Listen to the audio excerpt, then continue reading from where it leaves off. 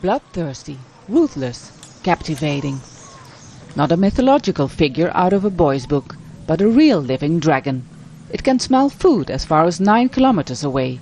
Its tongue contains 57 different strains of bacteria, killing its prey, animal or human, painfully and slowly.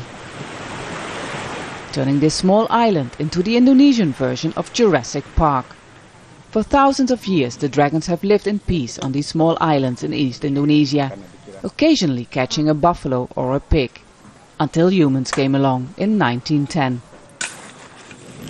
Today there are an estimated 5,000 Komodo dragons. They are protected species under CITES because they are vulnerable and unique. People are not allowed to hurt them, even though sometimes they do hurt people. Park Ranger MARCELINUS SUBANGHADIR is the latest victim. On patrol late last month he was suddenly attacked and bitten in his foot. I was very much afraid. I've seen how Komodos kill their prey, horses or pigs, very sadistic. I've seen how they operate. The attacks have scared people in the only village on Komodo Island. A 9-year-old boy was killed in 2007, just behind his house. His father could only watch as the dragon ate part of his eldest son. The family have lived on the island for generations. This was their first attack. Of course, I wanted to kill the dragon that killed my son. I was outraged. They actually had to tie my hands. I am just a simple person, but they convinced me not to do it, otherwise I had to face 12 years in prison for killing the animal. They're one of the most fascinating creatures on this planet, but they can also be ruthless killers who slowly torture their prey, animal or human, to death.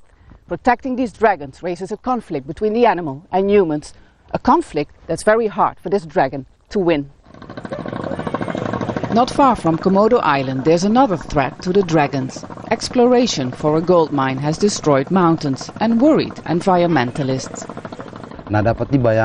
Try to imagine if this mine is operational and they are going to use chemicals. All the dirt will be dumped into the sea and the current will take it to Komodo Island. The world will cry out because the national park is not only owned by Indonesia, but it's a World Heritage Site. Increasingly the dragons are coming into contact with humans, hoping for an easy way to get some food. Nobody is allowed to carry arms on the island. The only weapon these rangers carry is a wooden stick. Conservationists agree that security should be increased. We still support the interaction with people, but there needs to be more awareness of the risks. People are not allowed to walk by themselves. They need to be accompanied by a ranger. But security will have to be increased. To preserve the unique animal and its habitat, Komodo Island wants to become one of the 7 wonders of nature, who will be decided in 2011. The creature might be sadistic and brutal, but seeing it in its original habitat is a wonder in itself. Vaessen, Al Jazeera, Komodo Island.